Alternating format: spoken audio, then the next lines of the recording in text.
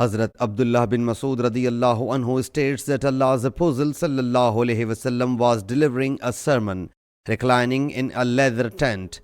He sallallahu alaihi wasallam said, "Remember, only Muslims will enter paradise. O Allah Jalla Jalaluhu, be a witness that I have conveyed your message.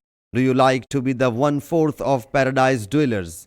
We submitted, "Of course, O Allah's Apostle sallallahu alaihi wasallam." He sallallahu alaihi wasallam said, "Do you like to be the 1/3 of the inmates of paradise?"